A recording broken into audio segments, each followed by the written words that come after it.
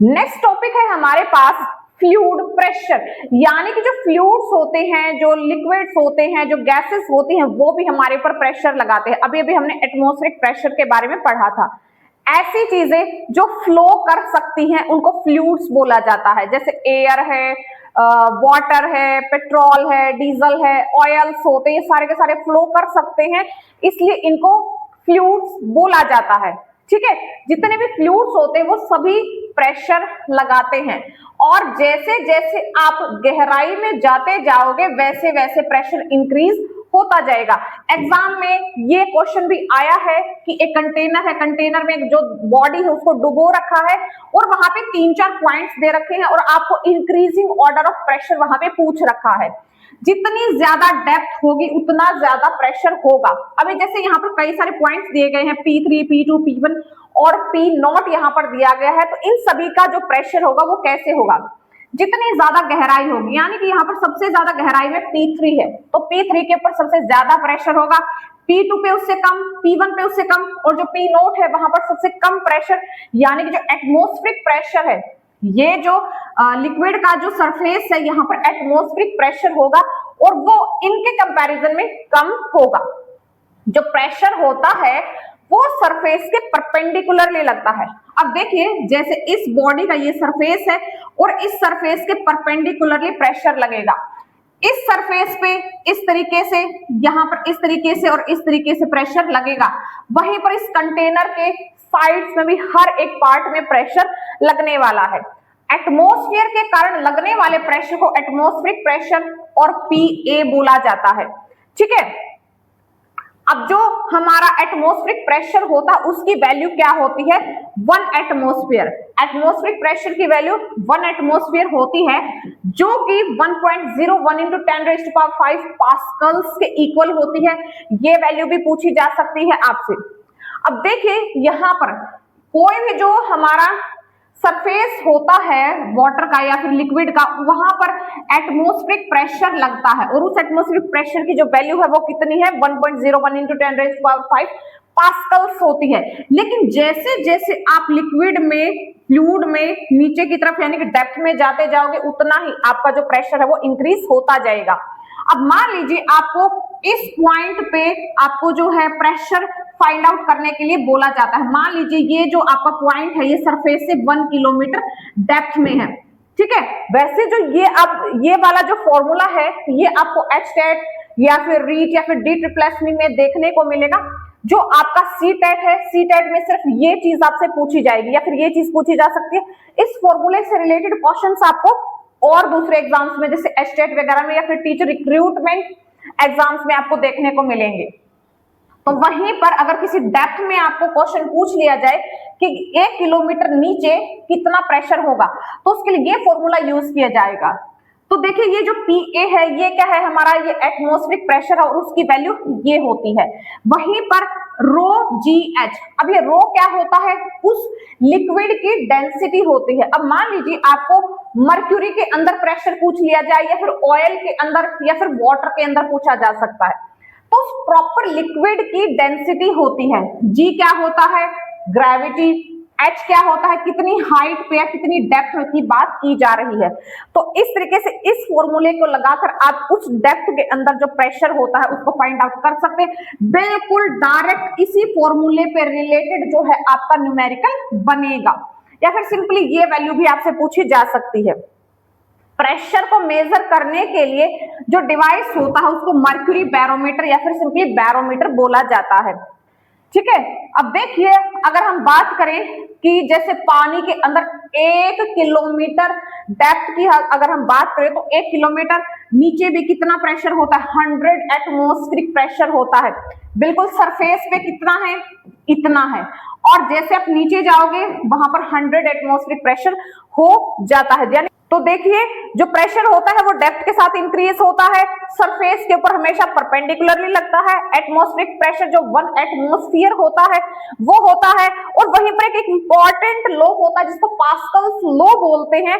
और Pascal's law क्या बताता है कि जैसे ही फ्लूइड के किसी भी पॉइंट पे कोई प्रेशर लगाया जाता है तो वो लगने वाला प्रेशर उस फ्लूइड में ओवरऑल डिस्ट्रीब्यूट हो जाता है। और इसी लॉ के ऊपर हमारे बहुत सारे डिवाइसेस बने हुए हैं, जैसे हाइड्रोलिक ब्रेक्स या फिर हाइड्रोलिक लिफ्ट्स। हाइड्रोलिक ब्रेक्स जो बहुत सारे व्हीकल्स में लगे होते हैं, वहां पर क्या होता है कि पाइप के अंदर लिक्विड भरा होता है, और जैसे ही उस ब्रेक को आप लगाते हो, यानी कि लिक्विड के ऊपर, उस फ्लूइड के ऊपर आप क्या कर रहे हो, फोर्स लगा रहे हो, तो वो जो फोर्स होता है उस लिक्विड में हर डायरेक्शन में डिस्ट्रीब्यूट हो जाता है, जिसकी वजह से ब्रेक्स लग जाते हैं। और ये किसके ऊपर काम करता है, ये हाइड्रोलिक ब्रेक्स है, यानी कि फ्लूइड यानी कि प्रेशर के फिनोमेनन के रूप में काम कर रहे हैं। वहीं पे जब आप सर्विस स्टेशन पे आप अपनी गाड़ी की वॉशिंग या फिर बाइक की वॉशिंग करवाने के लिए जाते हो, तो वहां पर एक स्टैंड के द्वारा ही पूरी गाड़ी को उठा दिया जाता है। अब वहां पर कौन सा फिनोमेनन काम कर रहा है, वहां पर हाइड्रोलिक लिफ्ट्स होती हैं, वो जो एक स्टैंड होता है जिसके द्वारा उठाया जाता है, उसके अंदर एक बहुत ही ज्यादा विस्कोसिटी का एक फ्लूइड भरा होता है, ऑयल भरा होता है, और उस ऑयल में क्या होता है, प्रेशर लगाया जाता है, यानी कि फोर्स लगाया जाता है, और वही फोर्स ऊपर रखे हुए स्टैंड पे हर जगह इक्वली डिस्ट्रीब्यूट होता है, और इतना ज्यादा पावरफुल होता है कि आपकी गाड़ी को भी बहुत ऊपर तक वो उठा सकता है। तो ये किसके ऊपर काम करते हैं, पास्कल्स लॉ के ऊपर काम करते हैं। पास्कल्स लॉ क्या बताता है कि किसी भी फ्लूइड पे लगने वाला जो फोर्स होता है, प्रेशर होता है, वो कंप्लीटली और इक्वली डिस्ट्रीब्यूट हो जाता है उस फ्लूइड के अंदर। नेक्स्ट टॉपिक है हमारे पास स्पीड ऑफ एफ्लक्स, जिसको टॉरिसेलीज लॉ भी बोला जाता है। अब आपकी छत पे रखी हुई जो टैंकी होती है, उस टैंक के बिल्कुल जो लोअर सरफेस होता है वहीं पर आउटलेट क्यों होता है, या फिर जो पानी का एग्जिट होता है वहीं पे क्यों बनाया जाता है? क्योंकि देखिए, पानी का सरफेस और वो जो होल होता है या फिर पानी का एग्जिट होता है, उनके बीच में जितनी हाइट होगी उतनी ही ज्यादा स्पीड के साथ पानी नीचे की तरफ आता है या फिर पानी बाहर आता है, ठीक है। और इसी को स्पीड ऑफ एफ्लक्स बोलते हैं। कंटेनर से बाहर निकलता हुआ ये जो फ्लूइड है, इसकी स्पीड को ही, इसको ही स्पीड ऑफ एफ्लक्स बोला जाता है, ठीक है, या फिर V1 इसको बोला जाता है। और ये जो होता है हमारे बर्नौलीज इक्वेशन के ऊपर बेस्ड होता है। अब देखिए, इस टाइप के क्वेश्चंस आपसे पूछे जा सकते हैं, ठीक है, ये यहां तक आपके पास सीटेट में आ सकता है, लेकिन इसको फाइंड आउट करना आपको एस्टेट जैसे एग्जाम्स में देखने को मिलेगा। अब देखिए, ये जो कंटेनर है और यहाँ पर जो होल है, यहां से जो वो लिक्विड निकल रहा है, अब यहां से निकलने वाले लिक्विड की जो आपके पास वेलोसिटी होगी, स्पीड होगी, उसको फाइंड आउट करने का क्या फॉर्मूला होता है, V1 is to root 2GH। अब ये G क्या है, आपका ग्रेविटी होती है, H क्या है, हाइट है, यानी कि जितने वो जो वाटर का जो सरफेस है, उस सरफेस और उस हॉल के बीच की हाइट को हम H बोल रहे हैं यहाँ पर। इस सिंपल से फॉर्मूले को यूज करते हुए आप न्यूमेरिकल्स को सॉल्व कर सकते हैं अपने एग्जाम के अंदर, ठीक है। तो इस तरीके से आपको क्वेश्चन जरूर देखने को मिलते हैं, एग्जाम में पहले भी आए हैं, आगे भी जरूर से जरूर आपको देखने को मिलेंगे। अगर आपके टैंक में पानी कम है, मान लीजिए इस हाइट तक आपका पानी है, तो उसी समय आपके पानी की जो स्पीड होती है वो भी कम हो जाती है, क्योंकि यहाँ पर हाइट कम हो जाती है तो पानी की स्पीड भी कम हो जाएगी। जितनी नीचे की तरफ ये होल होता है, उतना ही ज्यादा आपका पानी का प्रेशर होता है, उतनी ज्यादा पानी की स्पीड यहाँ पे होती है। इसीलिए जो ये आउटलेट वाला होल होता है, इसको बिल्कुल नीचे की तरफ लगाया जाता है, ताकि जो पानी की स्पीड है, वो जो एफ्लक्स है, वो आपका फास्ट रहे।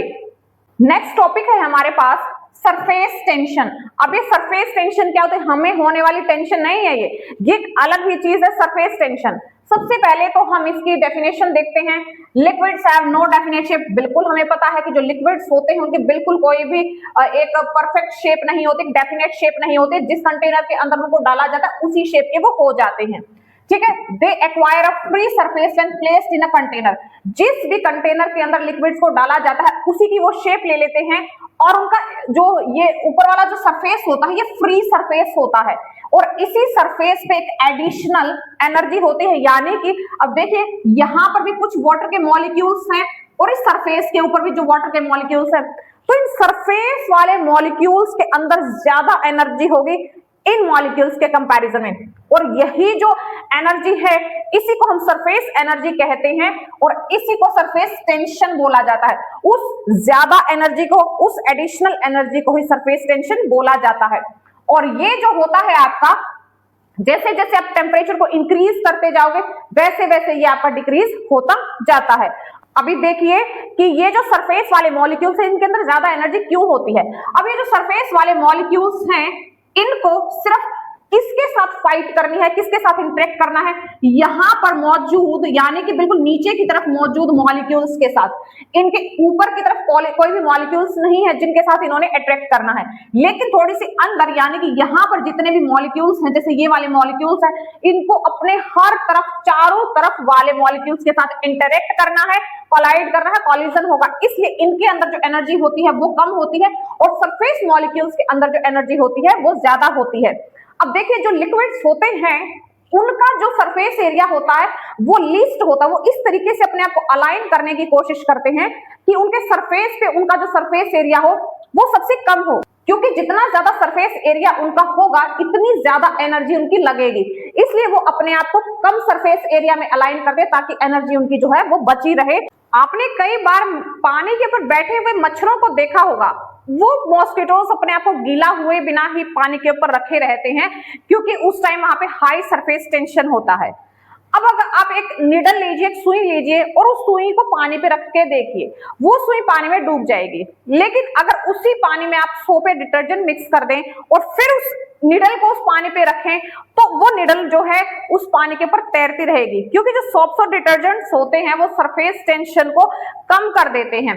और यही सेम जो ट्रिक होती है, टेक्निक होती है, कपड़ों को वॉश करने में भी यूज की जाती है, जिसके बारे में अभी हम आगे पढ़ने वाले हैं। उससे पहले हमारे पास एक इंपॉर्टेंट टर्म आई है और वो है एंगल ऑफ कॉन्टेक्ट। अभी एंगल ऑफ कॉन्टेक्ट क्या होता है, किसी भी सरफेस और वाटर ड्रॉपलेट के बीच में एंगल कौन सा बन रहा है, इसी को एंगल ऑफ कांटेक्ट बोला जाता है।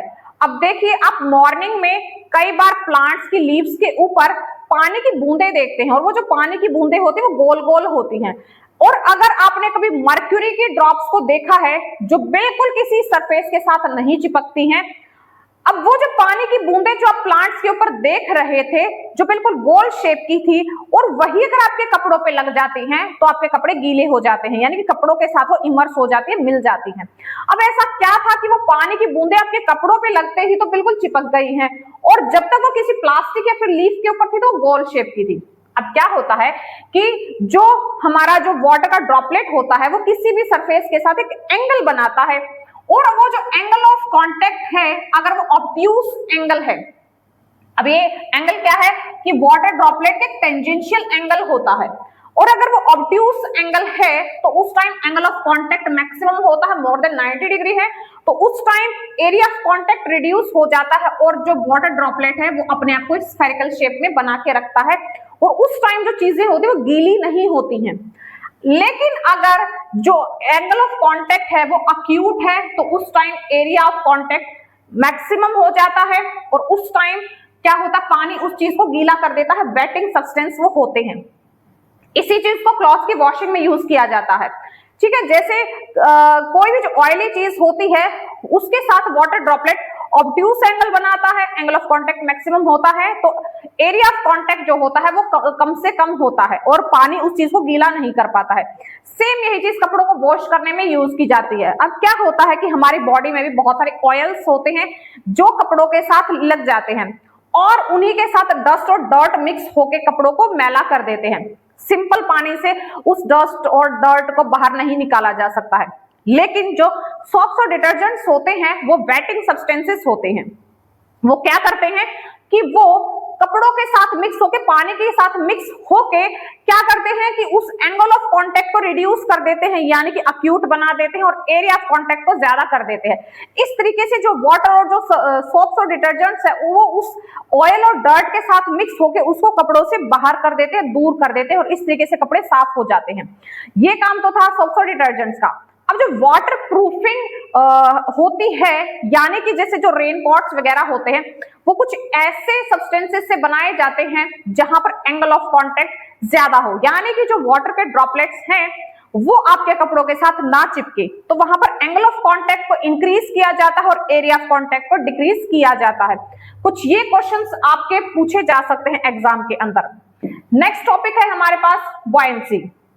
बॉयंसी एक ऐसा फोर्स होता है जिसको बॉयंट फोर्स या फिर अपवर्ड फोर्स भी बोला जाता है। अब ये क्या होता है, किसी कंटेनर के अंदर अगर आप किसी भी चीज को नीचे की तरफ डुबो रहे हैं तो आपके द्वारा जो लगाया गया फोर्स है उसी के इक्वल और ऑपोजिट डायरेक्शन में ये लिक्विड भी ऊपर की तरफ एक अपवर्ड फोर्स लगाता है, इसी को अपवर्ड बॉयंट फोर्स या फिर बॉयंसी बोला जाता है। ठीक है, अब देखिए कोई भी चीज को जब आप नीचे की तरफ डुबो रहे हैं तो नीचे की तरफ से ऊपर की तरफ भी एक फोर्स लग रहा है, और वो जो फोर्स होगा उसी के जितना इस बॉडी का जो वेट है वो भी कम होता नजर आएगा। अब किसी भी चीज को नीचे डुबोने की कोशिश करके देखिए, वो चीज आपको हल्की होती नजर आएगी क्योंकि नीचे से ऊपर की तरफ एक अपवर्ड फोर्स लग रहा है, वो बॉयंट फोर्स लग रहा है। ठीक है, अब ये जो बॉयंसी होती है ये इंक्रीज होती जाती है, यानी कि जितना डेप्थ में आप चीज को लेके जाएंगे उतना ही ज्यादा अपवर्ड फोर्स या बॉयंट फोर्स जो बॉयंसी है वो इंक्रीज होती जाती है। एंगल ऑफ कांटेक्ट के बारे में हम ऑलरेडी पढ़ चुके हैं कि एंगल ऑफ कांटेक्ट जो होता है उसको कैसे रिड्यूस किया जाता है, कैसे सोप्स और डिटर्जेंट्स अपना काम करते हैं, एंगल ऑफ कांटेक्ट को रिड्यूस करते हैं, एरिया ऑफ कांटेक्ट को इंक्रीज करते हैं, कैसे जो रेन कोट्स वगैरह होते हैं, वाटर प्रूफिंग होती है, वहां पर एंगल ऑफ कांटेक्ट का क्या मायने होते हैं, फिर कैसे उस चीज को यूज किया जाता है। कई बार आपसे पेपर में यह भी पूछ लिया जाता है कि जो बबल्स होते हैं उनके अंदर प्रेशर ज्यादा होता है या फिर बाहर प्रेशर ज्यादा होता है, तो बबल्स के अंदर प्रेशर ज्यादा होता है बाहर के कंपैरिजन में। बबल्स या फिर जो ड्रॉपलेट्स होती है वो हमेशा गोल शेप की ही क्यों होती हैं, स्फेरिकल शेप की ही क्यों होती हैं? तो देखिए जो भी लिक्विड्स होते हैं वो अपनी सरफेस एनर्जी को मिनिमम करने की कोशिश करते हैं, कम से कम करने की कोशिश करते हैं, और जितना सरफेस एरिया कम होता है उतनी ही सरफेस एनर्जी भी कम होती है। और स्फेरिकल शेप्स होती हैं उन्हीं का सरफेस एरिया कम होता है दूसरी शेप्स के कंपैरिजन में, यानी कि जैसे स्क्वायर रेक्टेंगल होता है उनके कंपैरिजन में स्फेरिकल का सरफेस एरिया जो होता है वो कम होता है। इसीलिए जो ड्रॉपलेट्स होती है, जो पानी की बूंदें होती हैं, वो अपने आप को गोल शेप में रखने की कोशिश करते हैं ताकि जो सरफेस एनर्जी होती है वो भी कम हो जाए। नेक्स्ट हमारे पास एक इंपॉर्टेंट टर्म है जिसको आर्किमिडीज प्रिंसिपल के नाम से जाना जाता है। अब हम पीछे बात कर रहे थे कि जब भी आप किसी ऑब्जेक्ट को पानी में नीचे डुबोने की कोशिश करते हैं तो उसके ऊपर एक अपवर्ड अपथ्रस्ट बॉयंट फोर्स लगता है, और क्या होता है कि उसके अंदर एक वेटलेसनेस आपको फील होती है, यानी कि जब भी किसी चीज को पानी में नीचे की तरफ या फिर लिक्विड में नीचे की तरफ डुबोने की कोशिश की जा रही है तो उस ऑब्जेक्ट में एपरेंट लॉस ऑफ मास होता है। यहां पर क्या आएगा, यहाँ पे एपरेंट आएगा, यानी कि काल्पनिक लॉस ऑफ मास हो जाता है जो एग्जैक्ट नहीं है, यानी कि उस चीज को अगर आप बाहर निकालोगे तो उसका सेम मास ही मिलेगा, लेकिन जैसे आप उसको नीचे डुबोने की कोशिश कर रहे हो तो उसमें एक एपरेंट लॉस ऑफ मास हो जाता है, और जो उसका लॉस ऑफ मास होता है यानी कि इस ऑब्जेक्ट का जो मास कम होता हुआ नजर आ रहा है वो इस ऑब्जेक्ट के द्वारा डिस्प्लेस किए गए लिक्विड के इक्वल होता है। मतलब क्या है, किसी चीज को आप नीचे डुबोने की कोशिश कर रहे हो, उसके ऊपर अपथ्रस्ट फोर्स लग रहा है और उस ऑब्जेक्ट के अंदर वेटलेसनेस यानी कि apparent loss of mass feel हो रहा है, और वो जो लॉस ऑफ मास होगा वो इस ऑब्जेक्ट के द्वारा डिस्प्लेस किए हुए लिक्विड के इक्वल होगा। और जो यही हमारी जो सेम फिनोमिनन होता है ये बहुत सारी चीजों को डिजाइन करने के काम आता है। जो भी बहुत सारे ऑब्जेक्ट्स होते हैं जो डिफरेंट मटेरियल्स के भी बने हुए हैं लेकिन सेम वॉल्यूम अगर उनकी है तो उनके ऊपर same upthrust, same upward force लगता है, सेम बॉयंट फोर्स लगता है, और यही फिनोमिनन शिप्स को डिजाइन करने में काम आता है। 10 ग्राम की सुई तो पानी में डूब जाती है लेकिन उसी लोहे का हजारों टन का बना हुआ समुद्री जहाज पानी के ऊपर तैरता रहता है, क्योंकि जो समुद्री जहाज है वो उसको कुछ इस तरीके से डिजाइन किया जाता है कि उसकी वॉल्यूम इंक्रीज हो जाती है। जितनी ज्यादा वॉल्यूम होगी उतना ज्यादा उसके ऊपर अपथ्रस्ट और अपवर्ड फोर्स लगता है जिसकी वजह से वो पानी पे आराम से तैरता रहता है। अब ये देखिए जो बॉडी का जो वेट होता है अगर वो बॉयंट फोर्स से ज्यादा है तो वो बॉडी पानी के अंदर डूब जाएगी, लेकिन अगर बॉडी का वेट बॉयंट फोर्स के इक्वल है तो वो बॉडी बर्फ की तरह पानी में इस तरीके से रहेगी कि पानी के सरफेस के नीचे रहेगी लेकिन डूबेगी नहीं। लेकिन अगर बॉडी का वेट बॉयंट फोर्स से कम है तो किसी भी प्लास्टिक की टुकड़े की तरह वो पानी के सरफेस के ऊपर तैरती रहेगी। यहाँ पर डेंसिटी भी बड़ा एक इंपॉर्टेंट चीज होती है। अगर डेंसिटी लिक्विड से ज्यादा है ऑब्जेक्ट की तो वो ऑब्जेक्ट डूब जाएगा, और अगर फ्लूइड से कम डेंसिटी है उस ऑब्जेक्ट की तो वो चीज तैरती रहेगी। डेंसिटी क्या होती है? मास अपॉन वॉल्यूम होता है, जिसको ये हम इस तरीके से भी लिख सकते हैं, डेंसिटी को रो भी बोला जाता है, तो फॉर्मूला m अपॉन v बन जाता है। डेंसिटी ज्यादा है ऑब्जेक्ट की तो वो चीज डूब जाएगी, कम है तो तैरती रहेगी। डेंसिटी की SI यूनिट किलोग्राम पर मीटर क्यूब होती है। Relative density, density of substance upon density of water at 4 degree Celsius होता है। 4 डिग्री सेल्सियस पे ही क्यों लिया गया है वाटर को? क्योंकि 4 डिग्री से ऊपर और 4 डिग्री से नीचे वाटर की डेंसिटी डिक्रीज हो जाती है। इस चैप्टर के बारे में हमने हर टर्म, हर कॉन्सेप्ट के बारे में डिस्कस किया है। कहां से CTET में क्वेश्चन आ सकते हैं, कहां से अदर एग्जाम्स में क्वेश्चन आ सकते हैं। सिर्फ टीचिंग एग्जाम्स में नहीं, अदर कॉम्पिटिटिव एग्जाम्स में भी यहां से भर भर के क्वेश्चंस आते हैं। आई होप ये चैप्टर, ये कॉन्सेप्ट्स आपको क्लियर हुए होंगे। Thanks for watching, all the best.